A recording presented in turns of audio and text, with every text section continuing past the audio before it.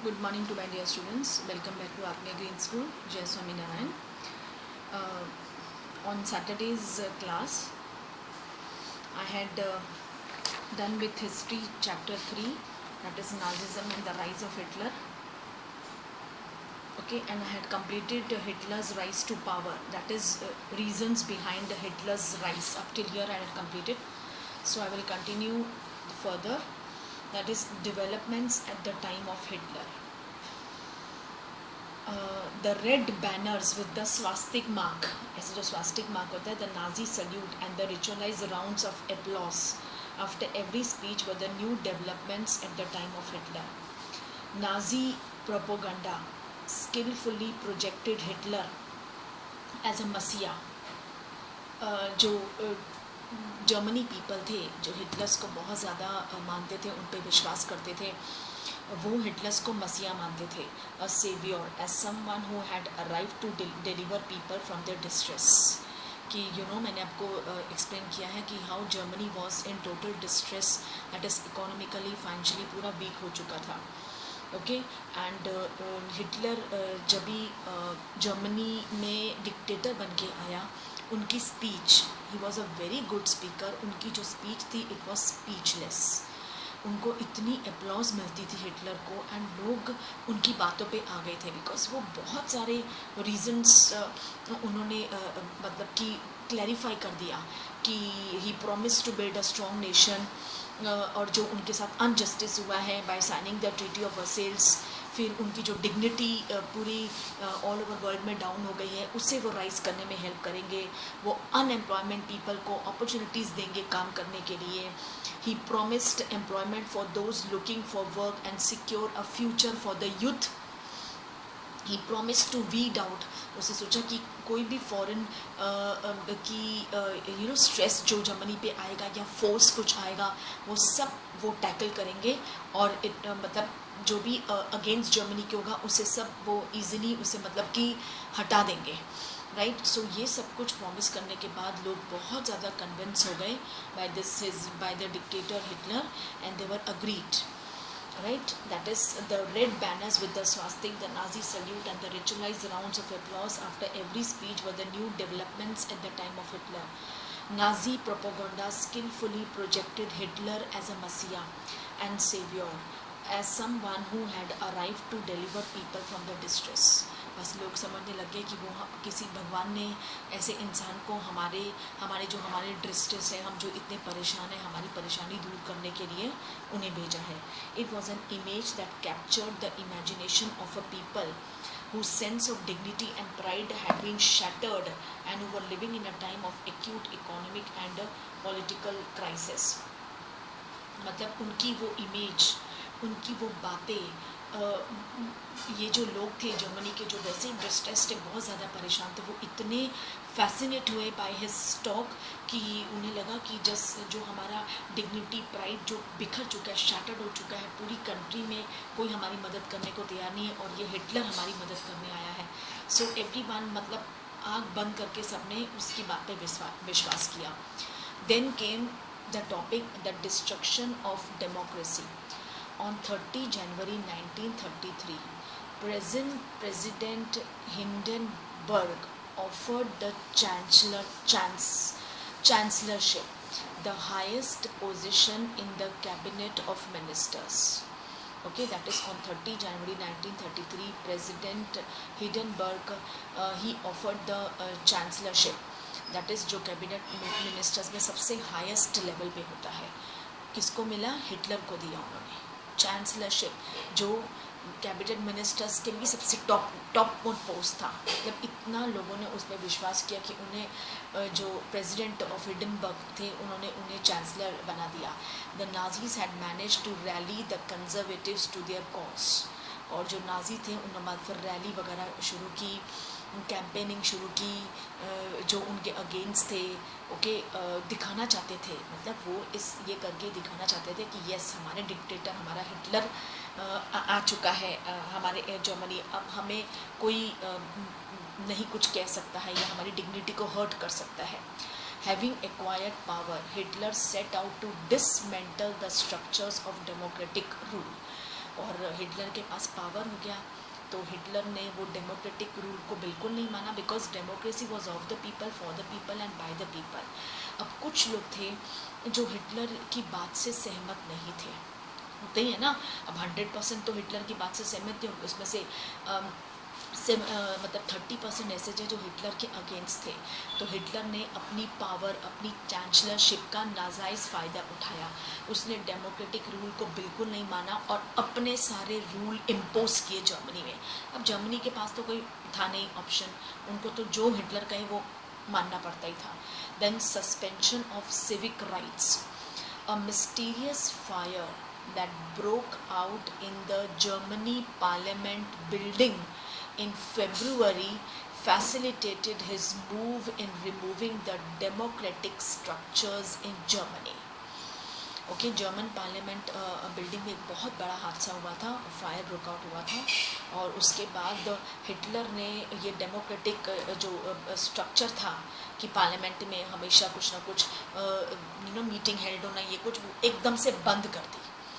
Hitler indefinitely suspended civic rights like freedom of speech, press and assembly by the fire decree of 28 February 1933. मैंने आपको बताया था ना what is the meaning of decree? It is an official order forced by law. Okay, तो Hitler ने civic rights like freedom of speech, press and assembly of ये सबको decree कर दिया। मतलब कि अब हिटलर का राज चलता था, अब जो हिटलर ने बोला है वही होगा। Then elimination of the communist को पूरी तरह से एलिमिनेट कर दिया, ख़त्म कर दिया। The communist were the arc enemies of Hitler. जो कम्युनिस्ट सोसाइटी थी वो हिटलर के बिल्कुल खिलाफ थी, एक तरफ से उनकी दुश्मन थी। After suspension of civic rights, Hitler turned on the communist. Most of them were sent to the newly established concentration camps. Okay, Hitler ने उस कम्युनिस्ट को पूरी तरह से ख़त्म करने की कोशिश की थी। ज़्यादातर कम्युनिस्ट पीपल को अपने वहाँ से निकाल के कैंप्स में भेज दिया। The repression of the communist was severe. However, they were only one among the 52 types of victims persecuted by the Nazis across the country. मतलब the communist के खिलाफ हिटलर ने बहुत एक मतलब कि बड़ा स्टेप उठाया, और मतलब कि 52 जो विक्टिम्स जो हिटलर के ऑलरेडी शिकार हो चुके थे उनके क्रूएल्टी के, उनमें से ये कम्युनिस्ट पीपल भी थे। The next topic is the enabling act.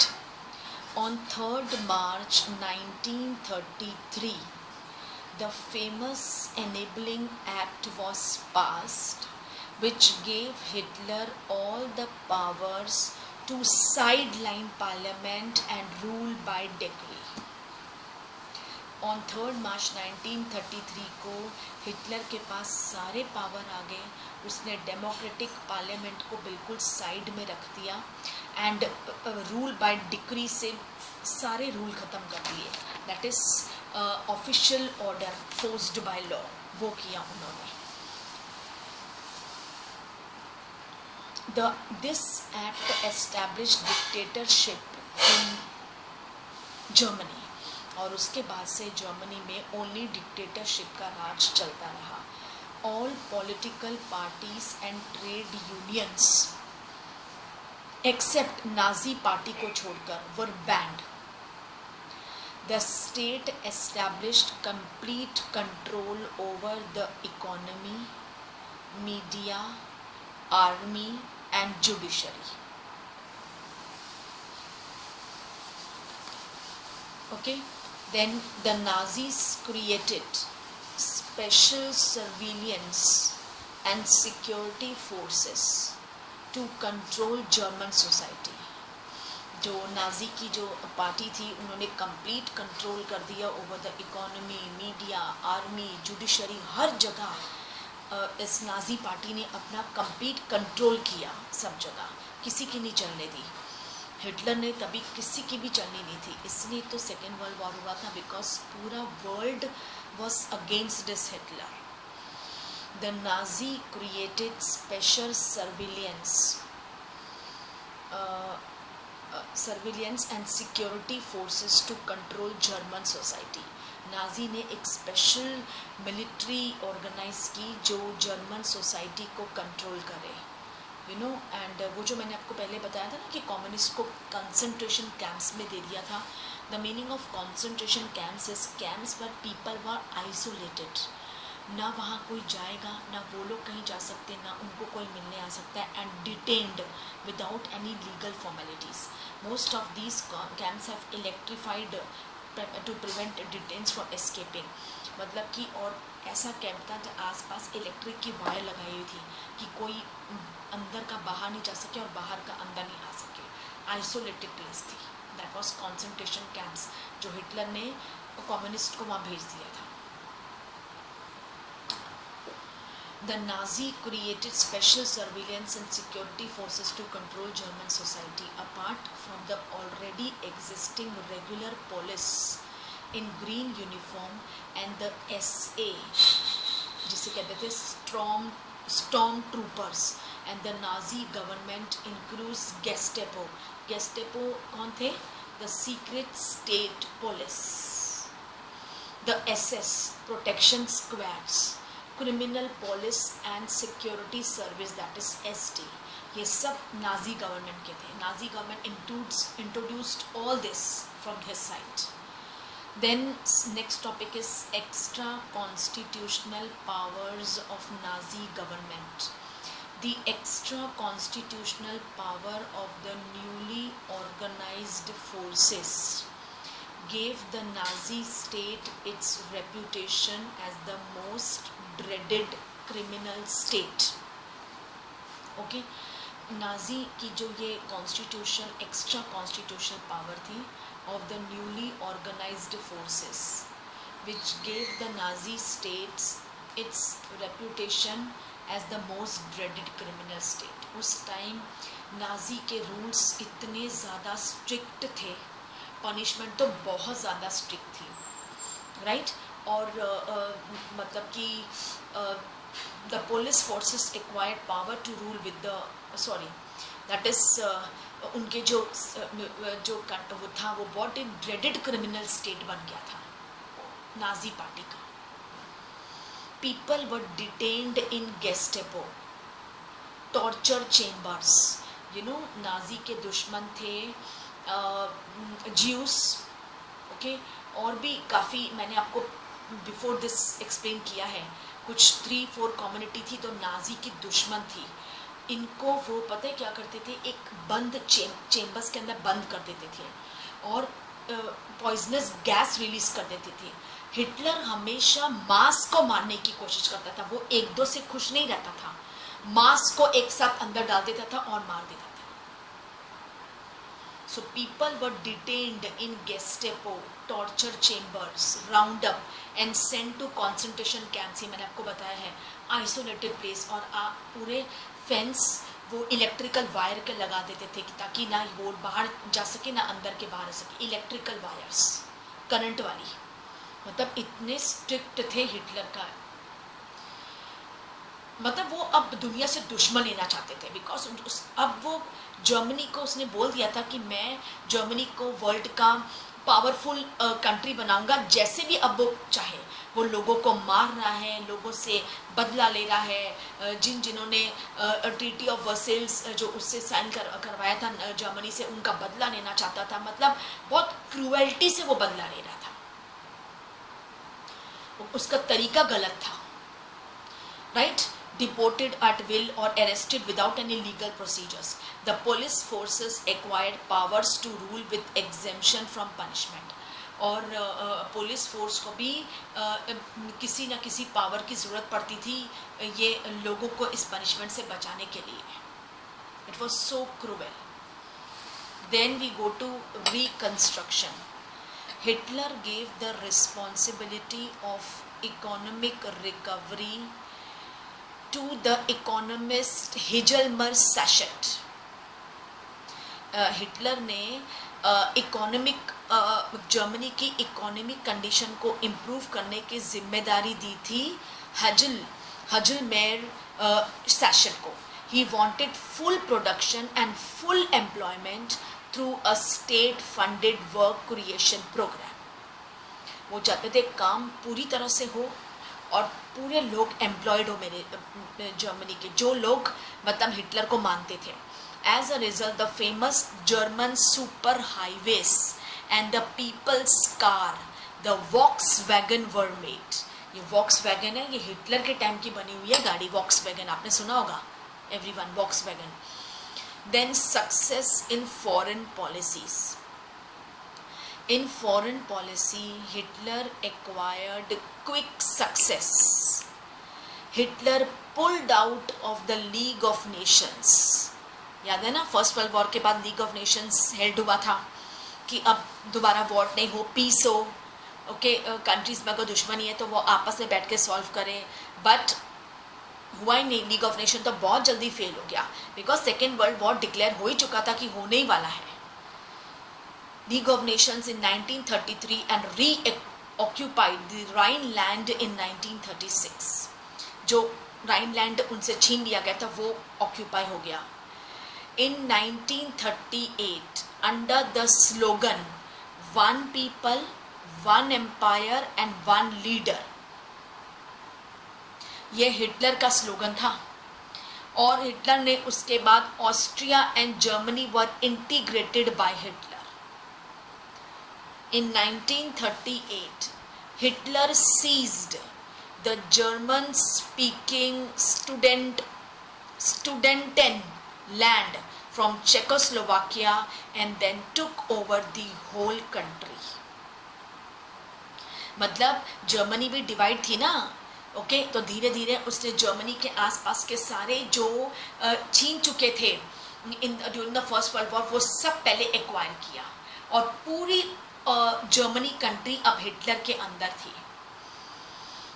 In all this, Hitler had the unspoken support of England, which had considered the Versailles verdict too harsh. और इसमें हिटलर का साथ दिया था इंग्लैंड ने, बहुत ज़्यादा साथ दिया उस टाइम जिसने वर्सेल्स ऑफ ट्रीटी साइन करवाया था. क्यों? बिकॉज उन्हें पता था हिटलर का टाइम है, अभी हिटलर का ज़माना आया है. तो इंग्लैंड कंट्री तो ऐसी थी, ब्रिटिश कंट्री, वो तो जिसके पास पावर है, जिसका पैसा है, उसके वहीं वो झुकती है फटाफट. इसमें ब्रिटिशर्स की आदत थी, गोरे लोगों की, फिरंगियों की, right. Schacht had advised Hitler against investing hugely in rearmament as the state still ran on deficit financing.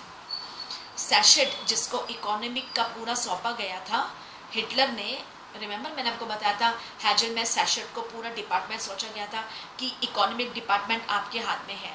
तो जब भी ये रीआर्मामेंट को इंसेप्ट करना चाहते थे, सैशट ने हिटलर को वॉर्न किया कि इतना ज़्यादा इन्वेस्ट मत करो इन दिस रीआर्मामेंट, वैसे भी हमारी कंट्री इज़ रनिंग फाइनेंशियली और डेफिसिट में है, मतलब लॉस में है. Cautious people had no place in Nazi Germany, so Sachet had to leave. जो भी हिटलर के फैसले के खिलाफ जाता था या हिटलर को कोई बात समझाने की कोशिश करता था, उससे हिटलर कॉशियस, मतलब कॉशियस यानी एकदम किसी चीज़ के लिए कीन. जैसे होता है ना, कई लोग होते हैं अरे देखा जाएगा, हम बनाते हैं देखा जाएगा, आगे कम होगा तो कम, ज़्यादा होगा ज़्यादा. लेकिन जो लोग कॉशियस थे, किसी एक चीज़ को पकड़ के बैठे रहते थे, हिटलर को वो लोग पसंद नहीं थे और जल्द ही सैशट को छोड़ना पड़ा. Schacht had to leave. Then next is war as a way out of economic crisis. Hitler chose war as a way out of the approaching economic crisis. अब हिटलर ने कर तो लिया, लेकिन हिटलर इतना क्रूअल था. वैसे भी सब कंट्रीज की हालत खराब थी फर्स्ट वर्ल्ड के बाद, जर्मनी तो पूरी तरह से डिस्ट्रॉयड ही थी। अब हिटलर इतना भी क्या करता कि जर्मनी एकदम से राइज हो जाती, दैट वाज इम्पॉसिबल। इसलिए हिटलर ने सोचा कि वॉर ही एक बेस्ट तरीका है जिसमें हमारी इकोनॉमिक क्राइसिस इंप्रूव हो सकती है, लड़ाई, वॉर। इन सितंबर 1939 जर्मनी इन्वेडेड पोलैंड। अब पोलैंड तो एक न्यूट्रल कंट्री थी जिनको कोई लेना देना नहीं था, बट वही है ना, जर्मनी किसी को छोड़ मतलब कुछ ना कुछ मतलब लड़ाई करने के क्या बोलते हैं इंट्यूशंस देता जा रहा था, मतलब लोगों को छेड़ रहा था ताकि लोग जल्दी से और ज़्यादा दुश्मन बन जाए इनके और जल्द से जल्द सेकेंड वर्ल्ड वॉर हो, यही हिटलर चाहता था। इसलिए Germany invaded Poland and this started a war with France and England. यही हिटलर चाहता था। इन सितंबर 1940 a tripartite pact was signed between Germany, Italy and Japan, क्योंकि ये तीन कंट्री ऐसी थी जिसको फर्स्ट वर्ल्ड वॉर में बहुत ज़्यादा नुकसान हुआ था। Now all these three countries wanted to take revenge, इसलिए इन्होंने ये आपस में मिल गए।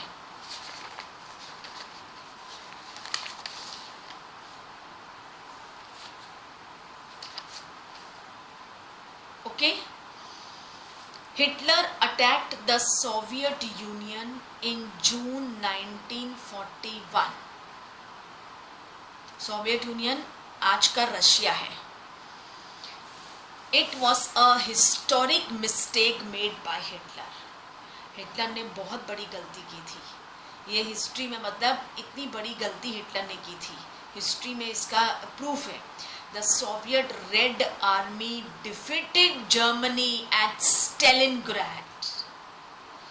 ओके, अब यूके ने भी बराबर इसको हिटलर को ठीक किया और उसने जर्मनी को स्टालिनग्राड में हरा दिया। In the beginning the US remained neutral. United states of America ना ही एलिस ग्रुप में था ना ही एक्सिस ग्रुप में था।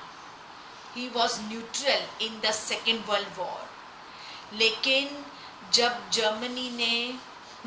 जब जापान ने अमेरिका के पोर्ट के पास एक बॉम्ब डिस्पोज किया तो यूएस आर्मी को बहुत गुस्सा आया और उस टाइम मैंने आपको शायद ये बात बताई है कि बॉम्ब बना रहे थे and that is Albert Einstein ने बनाया था और उसने उस वक्त के अमेरिकन प्रेसिडेंट थे रूज़वेल्ट, उनसे कहा भी था कि आप इसे संभाल के रखो बिकॉज लोग इसका गलत इस्तेमाल करेंगे, बट रूज़वेल्ट ने उनकी बात पे ध्यान नहीं दिया।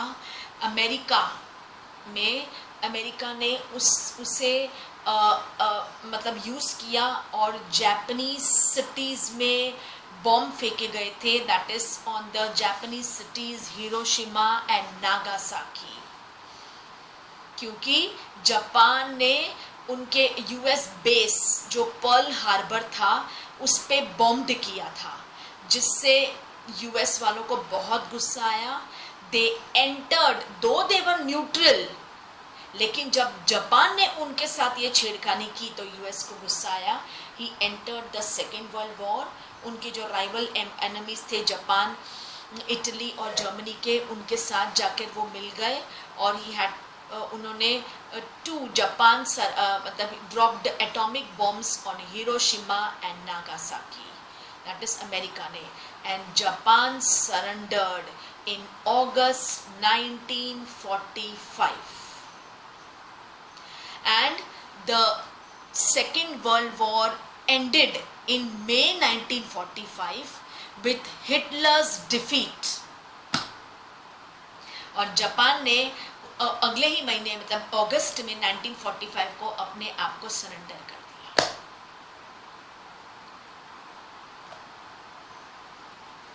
Okay, so that was the end of the second world war. Then the Nazi world view, the crimes committed by the Nazis were the result of a system of belief and a set of practices. Okay जो Nazi ने जो crime commit किए थे वो वही थे कि वो चाहते थे बस लोग मैं बोलूं उसमें कन्वर्ट हो जाओ. ओके नाजिज्म में सब कन्वर्ट हो जाए. Nazi ideology and synonymous with Hitler's worldwide. According to this, there was no equality between people, but only a racial hierarchy.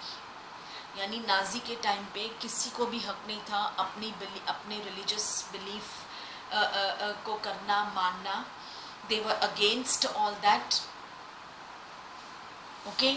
वो उनके बिल्कुल खिलाफ थे. And this that is Nazi ideology was synonymous with Hitler's world view and according to this there was no equality. उनके लिए मतलब कोई people equality तो था ही नहीं हिटलर के लिए. और बस वो ये चाहते थे कि एवरीवन शुड कन्वर्ट हिमसेल्फ और इनटू नाजिज्म. और जो उनकी बात मानते थे ओके फाइन, जो नहीं तो उनको बहुत क्रूएलिटी से पनिशमेंट दिया जाता था. बिकॉज उनके लिए कोई पीपल इक्वालिटी नहीं थी but only a racial hierarchy. In this view blonde blue eyed Nordic German Aryans. Blonde blue eyed Nordic German Aryans कौन थे ये पता है? ये एक आर्यंस की एक ऐसी मतलब की कास्ट है. They lived in North European countries और जर्मनी उनकी ओरिजिन थी. बॉर्न एंड ब्रॉटअप उनका वही हुआ था. ओके उन्हें कहते थे Nordic German Aryans were at the top while Jews were located at the lowest rank. जिनको हिटलर बिल्कुल पसंद नहीं करते थे. The Jews were regarded as the arch enemies of the Aryans. यानी नॉर्डिक जर्मन आर्यंस के लिए जो ये ज्यूस थे बिल्कुल नीची कास्ट के थे, बिल्कुल लोअर कास्ट, लोअर्स रैंक.